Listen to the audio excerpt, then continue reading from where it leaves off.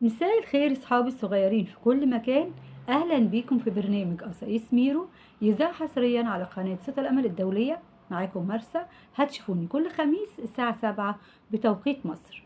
اصحابي الصغيرين، انا كنت عايزة احكي معاكم في موضوع مهم جدا، لان في رسائل كتير وصلت لي ومشاكل اكتر من بنات واولاد صغيرين في السن، وكانوا عايزين يشوفوا حل للمشكلة. يا ترى ايه الموضوع وايه القصة؟ ده اللي هنحكي فيه النهاردة، بس مش انا اللي هحكي. انا وبقلب على اليوتيوب ولقيت برنامج حلو قوي اسمه يوميات سعدية، كانت مقدمة مشاكل من نفس المشاكل اللي انا كنت هحكيها معاكم. فبصراحة هي وفرت عليا كتير. تعالوا نشوف سعدية والمشاكل اللي قدمتها ايه، وايه اللي حصل مع الاطفال او مع البنات اللي هتحكي معاهم سعدية، ونشوف المشكلة عن ايه. مش هتكلم كتير، تعالوا نشوف سعدية والمشكلة اللي احنا كنا عايزين نحكي فيها وهي بتحكي عنها، ونشوف ايه اللي حصل علشان نتعلم حاجة مفيدة، ونخلي بالنا ان احنا ما نكررش الاخطاء اللي حصلت مع اصحابنا اللي هنشوفهم دلوقتي. يلا بينا نشوف سعدية وحكاويها مع البنات. مساء الخير ولا صباح الخير، على حسب ما تشوف الفيديو عاد. فاكرين البرنامج اللي كنت طلعت فيه في التلفزيون وقالوا لي تعالي عشان نحل المشاكل؟ وساعتها كنت استقبل اتصال واقول الو، بس المرة دي جايبين الضيوف جوا البرنامج في الاستوديو، مش هتصل بيهم ولا هيتصلوا بيا، هم جايين عشان يحكوا مشاكلهم. قالوا لي يا خالتي سعدية تعالي، في كام مشكلة كده مع بنات صغيرة محتاجين ان انت تحليها وتحضري معاهم. قلت لهم عيوني وماله، ما ها بناتنا برضك. بس بصراحة لما جيت وشفت البنتة حزنت قوي. تعال أعرفكم بأسمائهم، هم يحكوا مشاكلهم. مساء الخير يا خالتي سعدية. أنا اسمي سمر، وبداية حكايتي أنا في إعدادي، وبابا وماما بيشتغلوا وطول الوقت هما مش موجودين معايا، وبصراحة مش مخليني عايزة حاجة، ودايما مدلعيني، وقبل ما بطلب الطلب بيكونوا بيديهولي فلوس أي حاجة أنا بطلبها، لأن هما عارفين إن هما مش موجودين معايا وبيعوضوني بالفلوس. وبصراحة في المدرسة كنت دلوعة قوي، وما كانش في حد قدي. أيوة، ما أنا جميلة وأجمل بنت لبابا وماما، أنا أصلا الوحيدة. بس حصل اللي أنا متوقعتوش. كنت برفض وأتكبر على أي بنت أو أي ولد يكلموني، وكنت دايما بتعامل مع صحباتي بغرور، لغاية ما في حد فضل يبعتلي كلام وغزل ويهتم، ولما بكون متضايقة بيسمعلي، لما بكون مخنوقة ومتضايقة واجي أحكي لبابا أو ماما مش بلاقيهم جنبي، مش لاقية غير فلوسهم، مش لاقية اهتمامهم ولا وقتهم. بس لما اجي اشكيلهم عن حاجة تعباني او مضايقاني، معلش يا بنتي مش فاضيين، تعبانين من الشغل، عندنا شغل بكرة، اليوم كله في الشغل. هما الاتنين لقيت الشخص ده بدأ يقرب مني، وانا بصراحة اتعلقت بيه وحبيته. بس اللي كان بيفرحني اكتر اهتمامه، لغاية ما حصل اللي انا متوقعتوش، ان هو طلب مني مرة في مرة صور، واداني اهتمام اكتر من بابا وماما. وانا كمان صدقته، بعتله صور وبعتله حاجات كتير، انه كان عايز ينزل صور. طبعا الصور دي كانت حاجة خاصة بيني وبينه، لما كان بيقول لي انا بحبك ما تخافيش، واديته ثقتي، وكنت ببعت له صوري وحاجات بينا، ودلوقتي عايز يفضحني. والغريب اني اكتشفت ان الشخص ده عامل الصور لاكتر من بنات، مش انا بس، كان عايز يكسرني قدامهم. وحصل. انا دلوقتي مش عارفه اعمل ايه يا خالتي سعديه، شوفي لي حل، انا غلطانه ومش عارفه اعمل. كنتش عايزه منهم فلوس، انا كنت عايزه منهم وقت واهتمام واحساس، عايزاهم جنبي، عايزه احس ان انا قريبه منهم وهم قريبين مني. انا بكلمك دلوقتي يا طنط سعديه علشان اوصل رساله لاتنين، بابا وماما وصحابي اللي من سني. كنت عايزه اقول لبابا وماما انا عايزه وقتكم اكتر من فلوسكم، عايزة احساسكم بيا وان انتوا تبقوا سندي وتحلوا لي مشاكلي، مش تبقوا دايما مشغولين عني وتدوني كل اللي انا عايزاه. عمر ما كان الدلع الزيادة عن اللزوم وانك ترموني من غير ما تهتموا بيا ولا تكونوا موجودين جنبي حاجة كويسة. والرسالة التانية لصحابي اللي من سني، اوعوا تصدقوا اي حد سن اعدادي او اكبر او اصغر يلعب بيكم. انتوا مشاعركم اغلى من اي حاجة. انا دلوقتي محتارة ومش عارفة اعمل ايه بعد ما كنت ماشية ورافعة راسي قدام صحباتي واي حد ما يقدرش يكلمني. كنت حاجة غالية قوي. خلي بالكم وشوفي لي حل يا طنط سعدية، انا مش عارفة اعمل ايه. انا اسفة بجد. انا يا خالتي سعدية اسمي سميرة، وزي ما انت شايفة كده انا شكلي مش حلو، مش جميلة خالص. ومش بس مش جميلة، انا كمان اهلي هما اللي خلوني اعرف حاجة زي كده اكتر واكتر واقتنع بيها. كانوا دايما يقولوا لنا انت مش عارفة مش جاية زي اخواتك ليه. لما كانوا الجيران يقعدوا يضحكوا يقولوا ايه ده انت جبتها ازاي، دي مش زي اخواتها، شكلها غريب خالص. كانت ماما بتقعد تضحك، ما كانتش بتدافع عني، وكانت كل شوية تقول لي روحي يا قردة تعالي يا قردة. ولما كنت احب اختار لبس زي اخواتي او اجيب لبس كانت تقول لي هتعملي بيه ايه، انت مهما تلبسي يعني هتعملي بيه، سيبي اخواتك يلبسوا. ولما كان حد كويس يقول لهم بكره هتكبر وتبقى عروسه زي القمر، كانوا بيضحكوا عليا. يعني من الاخر انا ما شفتش منهم غير كل اسوء.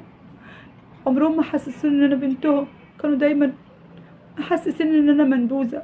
حتى اخواتي فين وفين لما كانوا يرضوا يلعبوني انا وصغيره، ولما كبرت كنت حاسه برضو ان انا وحيده. طب انا ذنبي ايه؟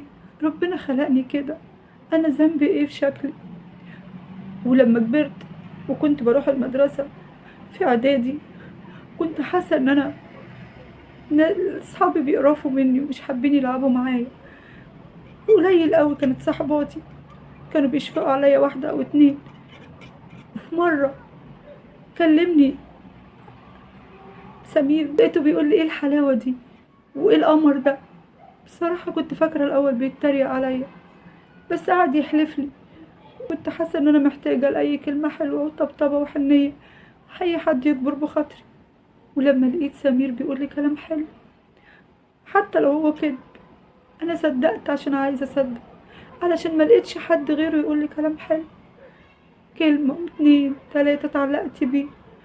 طبعا انا خبيت على اهلي لان كنت خايفه منهم، وكانوا دايما بيضربوني على اتفه الاسباب، ما كانوش بيتفهموا. لغايه ما طلب برضه مني صور، وانا بسذاجه عملت ده عشان كنت عايزه اي حد يقول لي كلام حلو. وبعت صور، وبعد شويه لقيته بيهدد كده. ولما حولت في سمير وقلت له ليه بتعمل كده، انت مش قلت انك بتحبني وانا صدقتك؟ قال لي انت صدقتي نفسك، هو انت شكل، روحي بصي لنفسك في المرايه. هو اهلك كانوا بيحبوك لما انا هحبك، لما اهلك مش طايقينك انا هحبك. انا احساس ان انا محرومه، احساس ان انا مفتقده ده في البيت كان بيدمرني كل يوم. كل مره اقول لا مش هعمل كده الاقي بابا وماما كانوا بيضربوني لأتفه الاسباب ومش لاقي منهم حنيه. كنت بعمل غلط وانا ضميري راضي، انا غلطانه. مش عايزه حد يعمل زيي، وعايزه اقول لبابا وماما، وعايزه اقول لاصحابي يا بابا يا ماما انا مش عايزه غير احتواء وكلمه حلوه وحنيه وتاخدوني في حضنكم. انا مش ذنبي ان ربنا خلقني مش جميله. وعايزه اقول لاصحابي مهما كان حرمانكم من الحب اوعوا تدوروا عليه بره، لانه صعب قوي مش هتلاقوه. وحتى لو بابا وماما مش عاطينكم الحب ده، جايز هم مش عارفين يعبروا عنه بس هم بيحبوه. انا مش عارفه اعمل يا اخي اللي ما ترضهوش على اختك ما ترضهوش على غيرك. قول لي واحكي لي عملت كده ليه وعايز ايه، وايه اللي هينفعك يعني، وايه اللي هتستفاده لما تنزل صورهم وتخون ثقتهم فيك، لما تشهر بيهم على النت ولا على الفيسبوك ولا اسمه ايه ده. هتستفاد ايه؟ هتبقى جهزت اصحابك يعني تتجوان عسرك ورشدي اباظه للبنات هتموت عليه، ولا هتكسب ايه يعني؟ ليه ما خفتش من ربنا؟ ما راعيتش ربنا ليه للدرجه دي مفكرتش ان ممكن يحصل الكلام ده في اختك؟ وقتها هتعمل ايه؟ أنا سمير وانا اللي ماسك صور على بنات كتير، وبصراحة انا ما جبرتش حد ولا ضربت حد على ايديها. بس الفكرة ان انا زي اي شاب استحالة افكر ان اتجوز واحدة وثقت فيا وعطتني صورها وبعتت لي صورها وخرجت معايا وقبلتني وقبلت مني اي كلام او اي لمسة كده او كده، حتى لو هي شايفة ان ده حب وثقة فيا. بس انا ما بحبش كده. وبصراحة كل واحدة كان لها نقطة ضعف، اللي متدلعة زيادة على اللزوم وشايفة نفسها على كل الشباب، وفضلت لما علقتها بيا الأخت سمر الدلوعة اللي طول الوقت بتصرف في فلوس وشايفة إنها جميلة ومحدش زيها في المدرسة كلها، وأبوها وأمها مطنشينها. هي شافت نفسها على الكل، حبيت أكسر مناخيرها وهي وقعت على طول. والتانية لا منظر ولا خلقة، وهي أصلا ما عندهاش ثقة بنفسها من اللي عاملينه أهلها فيها، وأهلها مش بيحبوها. هحبها أنا بس بصراحة هي عشان ناقصة اهتمام وعايزة حب وعايزة حنية، لعبت أنا على النقطة دي وعرفت أفوز بقلبها، واللي أنا طلبته خدته. صراحة يعني أنا بحب أختي وما أحبش إن أختي تتحط في الموقف ده، وزي ما أنت قلتي اللي ما ترضاهوش على أختك مش هرضاه على بنات الناس، وجايز كان ممكن يحصل حاجة في أختي. عموما يا خالة سعدية أنا بس عايز أقول رسالة للكل، رسالة للشاب ورسالة للبنت. يا ريت تكون أمين وتكون محترم وتعتبر الكل إخواتك، وبلاش تعيش دور الدنجوان ولا رشدي أباظة على البنات وتحسسهم إن أنت فارس أحلامهم وأنت بتكذب عليهم. ولما واحدة تديك الثقة بلاش تخونها. ويا ريت كل شاب يراعي ربنا في بنات الناس ويعتبرهم إخواته ويخاف ربنا. بلاش تعمل حاجة تندم عليها، وخلي بالك إن الشاب سمعة برضه زي البنت، ما لو أنت بتعمل حاجات مش كويسة بكرة وبعد لما تيجي ترتبط حقيقي وتاخد إنسانة هيبقى برضه ماضيك مش كويس. واعرف إن المشاعر دلوقتي ملهاش لازمة، مشاعر الحب تتوجه في السن ده لربنا، لكن دلوقتي سن التعليم، سن العمل، سن إن إحنا ننمي مشاعرنا وننمي أفكارنا، لأن عواطفنا كل يوم بتكبر. النهاردة بتحب دي، بعد ما تكبر شوية مشاعرك هتتغير، لأن أفكارك ومشاعرك ونفسيتك وكل حاجة اتغيرت، حتى جسمك اتغير، فلسه مش مؤهل انت ترتبط. الرسالة التانية للبنت، بلاش تصدقي كلمة أي ولد، ومهما كان الولد بيقولك بحبك هو بيحب البنت التقيلة المحترمة، مش البنت الخفيفة اللي تجري تحت رجليه وترميله الصور.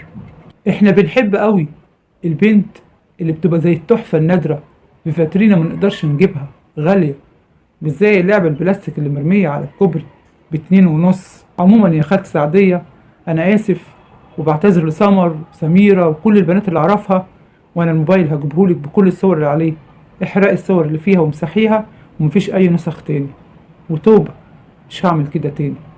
ويا ريت كل بنت تخلي بالها من نفسها، مفيش حب في السن ده، كلها مشاعر. المشاعر موجودة جوانا بس لازم تتوجه صح، ولازم تتوظف صح، ولازم الطريقة تكون صح. الحب بيجي بالاحترام المتبادل قبل أي حاجة. لو أنا ما احترمتكيش ما تصدقنيش، ولو طلبت منك حاجة اعرفي إن أنا حد مش كويس. وحتى لو ما طلبتش، مشاعرك غالية، خلي بالك منها. سلام يا خالتي سعدية، وأنا آسف كمان مرة. زي ما شفنا كلاتنا وسمعنا إن الشاب مهما كان ما يحبش البت الخفيفة، يحب البت التقيلة، البت المحترمة والمؤدبة اللي محافظة على نفسها، اللي محافظة على خصوصياتها.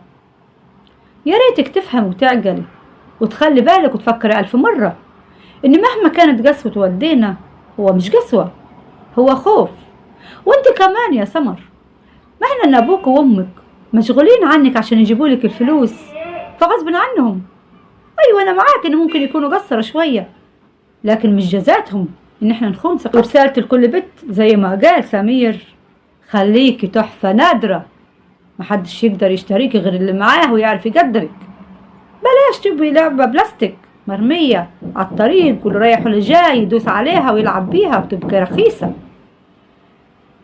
ورسالة لكل شاب، قبل ما تفكر تأذي واحدة فكر ان ليك اخت، ولما ليكش اخت وقلبك جامد فكر في عقاب ربنا، فكر في عقاب ربنا واعرف ان ربنا ما يرضهوش ان احنا نجرح بعضينا.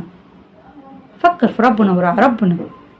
خليك راجل، مش راجل بشنبك ودقنك وصوتك التخين، لا، راجل باخلاقك، راجل باحترامك، راجل برعايتك لبنات الناس، راجل بالاصول، راجل انك تبقى قد الثقة وقد الاحترام وقد التقدير والاهتمام بالناس، وتراعي ربنا في كل كلمة، وتراعي والديك، لان اللي هتعمله ده ما يسرش عدو ولا حبيب ولا يسر ربنا ولا يرضي اهلك كمان.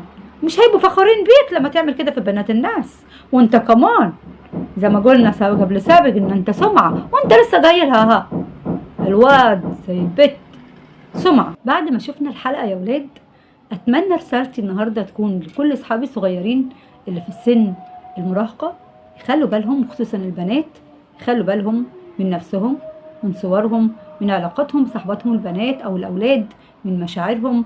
وكمان رسالتي لكل اب وام، لازم نحتوي اولادنا ولازم نهتم بيهم ونديهم وقتنا واهتمامنا اكتر ما نديهم الفلوس، نديهم الحنان اكتر من الدلع، نديهم الثقة بالنفس اكتر من احنا نديهم فلوس او نديهم حاجة ممكن ما يكونوش محتاجينها. بلاش نكسر بخاطر ولادنا حتى لو شكلهم مش حلو، ولازم احنا اللي نقبلهم ونحسسهم قد ايه هم مهمين ومميزين في حياتنا، وان كل واحدة حتى لو كان شكلها مش حلو لكن جواها حاجة مميزة بتميزها. وكل بنت اهم حاجة بيميزها اخلاقها وروحها وجمال نفسها، مش الشكل بس. لا الانسانة المغرورة كويسة ولا الانسانة اللي مش واثقة في نفسها كويسة، والاتنين كانوا ضحايا الاهل. اتمنى يا ولادي صغيرين نروح لاقرب حل مشكلة هي الام، ومش هنخاف ان احنا نحكي معاها. اصحابي الصغيرين، اتمنى يكون الدرس او الحصة او الحلقة النهاردة عجبتنا. كانت معاكم مرسى من برنامج قصائص ميرو، إذاعة حصريا على قناة صوت الأمل الدولية. هتشوفوني كل خميس الساعة 7 بتوقيت مصر. دلوقتي اصحابي الصغيرين، ربنا يحفظكم، خلي بالكم من نفسكم يا بناتي الحلوين. دلوقتي اقدر اقول لكم باي باي.